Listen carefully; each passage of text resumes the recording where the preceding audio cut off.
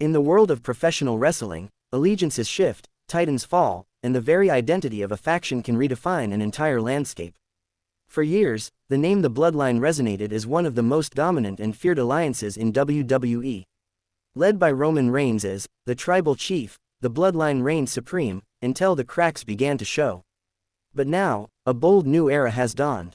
At its center stands Solo Sikoa, once enforcer, now architect. It was Solo who, in a decisive moment, announced a name change for his faction, a signal that one identity has died, and a new one is rising. This is the story of evolution, legacy, reinvention, and the birth of MFT. To understand the significance of this rebranding, we must first revisit the roots. The Bloodline was more than a group, it was a dynasty built on Samoan heritage, camaraderie, and dominance. With Roman Reigns as the figurehead, the Usos, the legendary Anoa'i family lineage, and others, the stable commanded respect and fear. Over the years, the Bloodline navigated feuds, betrayals, triumphs. It dominated the tag scene, the singles scene, and even transcended typical storylines by making roots in cultural identity. The family tree metaphor was always there: blood ties, legacy, heritage.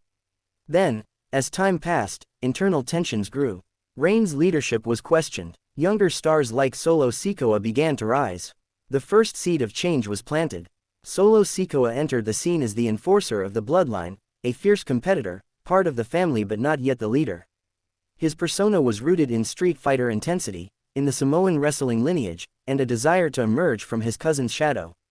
In 2024 and into 2025, Sikoa's status shifted. Reigns took intervals away. The Bloodline's dominance wavered. Solo began to assert himself, not simply as a member, but as someone with ambition to lead. He suffered losses, witnessed betrayals including from Jacob Fatu, and he learned hard lessons about power and allegiance. One key turning point: Solo defeating Jacob Fatu to win the United States Championship, underlining that he was a major player in his own right. He did not just win a title, he took over the narrative. Once Sikoa assumed leadership, things changed fast. He made clear that his faction would no longer ride on the legacy of the Bloodline. He would build his own. The metaphor of a family tree was invoked, not necessarily the same family as before, but an extended, stronger, more dangerous one. On the July 4th or around that date episode of SmackDown, Solo publicly revealed a new name for his group, MFT, shorthand for My Family Tree. He stated plainly, "This group is nothing like the Bloodline. This group is way more dangerous. These are my MFTs, my family tree. The family is complete." The members of this new era: Solo Sikoa joined by names like Tama Tonga, Tongaloa, Tala Tonga, formerly Hikuleo, and JC Mateo. The structure changed.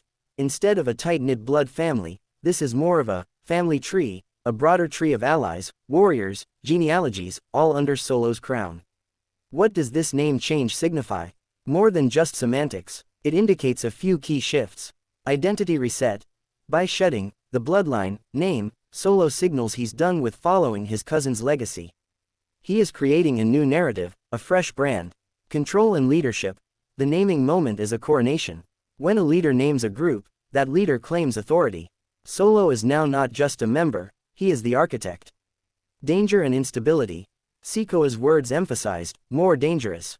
Rebranding often serves to inject menace, unpredictability. The audience is being told, expect chaos. Expanded membership. A family tree suggests growth. More branches, more diversity. The fact that Tongans and Mateo are involved shows Solo is recruiting broader than just his immediate lineage. Legacy versus innovation. Wrestling thrives on legacy. The Bloodline had that in spades. But sometimes legacy loses its edge unless reinvented. This move mixes respect for roots, family, Samoan lineage with modern reinvention. All of these give WWE story writers fresh opportunities: feuds, internal dissent, new tag alliances, and redefining who the big bad really is. In the reaction chamber of wrestling fandom, the shift to MFT has sparked excitement, speculation, and intrigue. Excitement. Many fans welcomed Solo's move to step out of the shadow and build his brand.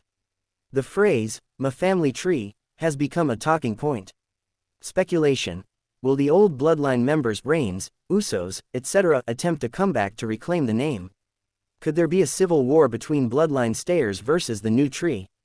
Some reports suggest the name, MFT's United Empire, was used by announcers, adding a layer of ambiguity. Intrigue. The structure of MFT leaves open for further alliances, new members, branching out into tag teams, international invasions perhaps. Future paths might include a showdown between MFT and the original Bloodline, culminating in a major PPV match. Solo defending the faction's new brand if a former member challenges him. Expansion into tag divisions and multi-man warfare, with the tree metaphor used for recruits. A storyline twist where one branch of the tree turns on Solo, creating internal feud. In the grand theater of WWE, names matter. Factions are brands. Legacy is everything. When Solo Sikoa stood in the ring and declared, "These are my MFTs, my family tree," he didn't just rename a group, he rewrote his destiny. For the viewer, this means we are witnessing the birth of a new era. The Bloodlines chapter is closing. The tree is growing, and at the root of it all stands Solo, ready to sow chaos, claim power, and lead a force unlike any other. So stay tuned. Watch the branches spread, because in the world of professional wrestling, the only constant is change, and the MFT, under Solo's rule, might just become the most dangerous family tree in the business.